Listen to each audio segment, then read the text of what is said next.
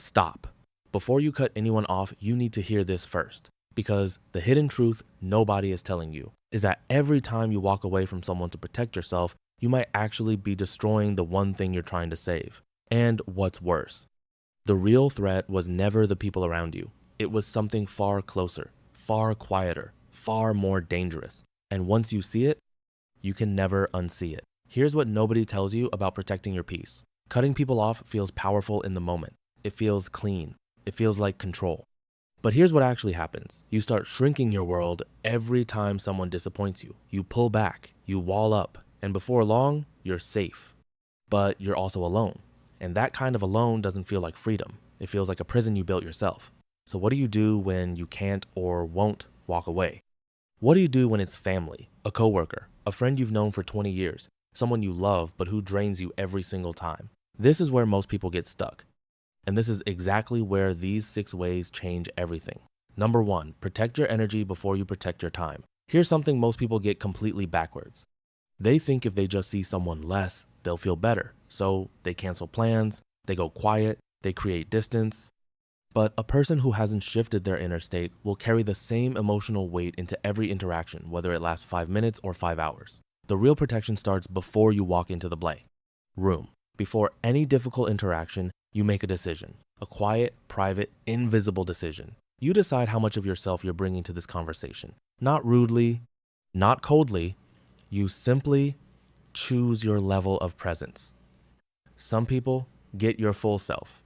Others get a polite, functional version. And the beautiful thing, they'll never know the difference, but you will feel it immediately. Number 2, let people finish their sentence. Then do nothing. This one sounds almost too simple. But stay with me, because what's about to come next will make you rethink every uncomfortable conversation you've ever had. Most people react. Someone says something that stings, and the body responds before the mind can catch up. The heart rate spikes, the jaw tightens, words come out.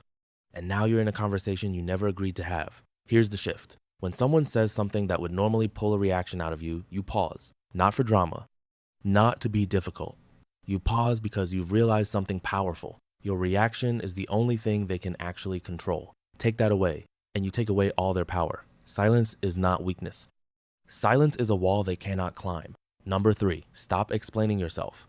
Pay very close attention here, because this is the mistake that keeps kind people trapped. When someone questions your decision, your first instinct is to explain, to justify, to make them understand. And that instinct, that's the thing that keeps the door open for them to push back, negotiate, and drain you all over again. You don't owe anyone an explanation for choosing your peace. A simple, "I've made my decision" is a complete sentence. A simple, "that doesn't work for me" needs no footnotes. The moment you start explaining, you're handing someone the map to all your soft spots. And some people will use it. Protect your reasons like you protect your passwords. Number 4, change what you share. This one is subtle, and it's going to feel uncomfortable for people who value honesty. But keep listening, because subtle doesn't mean small. You don't have to lie to protect yourself. You don't have to pretend. You simply stop feeding certain people certain information.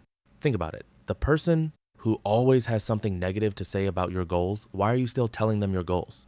The one who competes with everything good in your life, why are you handing them ammunition?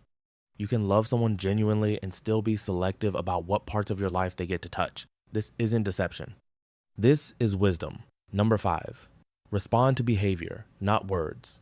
Here's where most people lose. Every single time. They listen to what people say. They hear the apology. They hear the promise. They hear, "I've changed," and "it won't happen again," and they let it reset everything. But the people who never get burned twice have learned one thing the hard way. Words are free. Behavior is the bill. Don't track what someone tells you they are. Track what they show you consistently over time when it costs them something. That's the real person, and that person is who you're actually dealing with. Adjust accordingly. Without announcement, without drama, just adjust.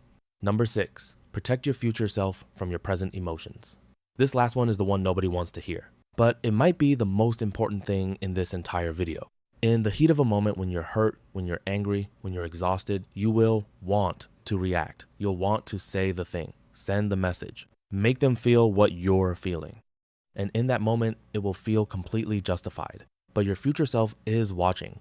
Every decision you make right now is something you will either be grateful for or cleaning up 6 months from now. The way you protect yourself in the long run is by making decisions your future self would thank you for, not decisions your wounded present self demands. That's not suppression. That's not weakness. That is the highest form of self-control there is. You don't have to cut everyone off to protect yourself. You just have to stop giving everyone equal access to everything that matters. Your energy, your plans, your reactions, your reasons, your trust.